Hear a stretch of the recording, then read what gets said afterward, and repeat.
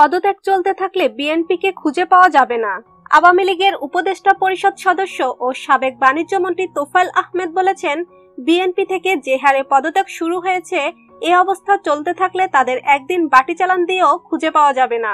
BNP কঠিন অবস্থায় পড়েছে, তাদের এ দুরবস্থার জন্য তারাই দায়ী। মঙ্গলবার রাজধানীর মহিলা সমিতির আইভি রহমান মিলনায়তনে প্রয়াত রাষ্ট্রপতি মোহাম্মদ জিল্লুর রহমানের ৬ষ্ঠ মৃত্যুবার্ষিকী উপলক্ষে আলোচনা সভায় তিনি এসব কথা বলেন। তোফায়েল আহমেদ বলেন, বিএনপি চেয়ারপারসন বেগম খালেদা জিয়া এতিমের টাকা আত্মসাতের মামলায় কারাগারে। এ দলটির ভারপ্রাপ্ত চেয়ারম্যান ও দুর্নীতি ও খুনের মামলায় সাজা নিয়ে বিদেশে পলাতক। রাজনীতিতে সত্য মিথ্যার যুদ্ধ চলতে থাকে। মিথ্যা সাময়িকভাবে জয়লাভ করলেও পরে তার পতন ঘটে। মিথ্যার ওপর জন্ম হয়েছিল বিএনপির, এখন তাদের পতন ঘটবে। জিল্লুর রহমানের স্মৃতিচারণ করে তিনি বলেন, জিল্লুর রহমান জাতির জনক বঙ্গবন্ধু শেখ মুজিবুর রহমানের মতো মহান নেতার সান্নিধ্য লাভ করেছিলেন। তিনি বঙ্গবন্ধুর কন্যা শেখ হাসিনাকে স্নেহ করতেন। তিনি শত্রু মিত্র সবাইকে আপন করে নিতে পারতেন।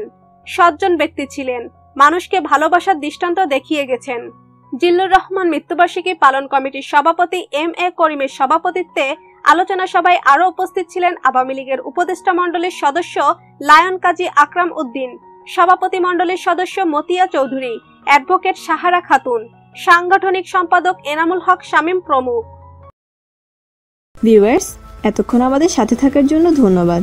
ভিডিওটি ভালো লাগলে অবশ্যই লাইক, কমেন্ট, শেয়ার করবেন। তার আগে অবশ্যই আমাদের চ্যানেলটি সাবস্ক্রাইব করে আমাদের সাথেই থাকুন।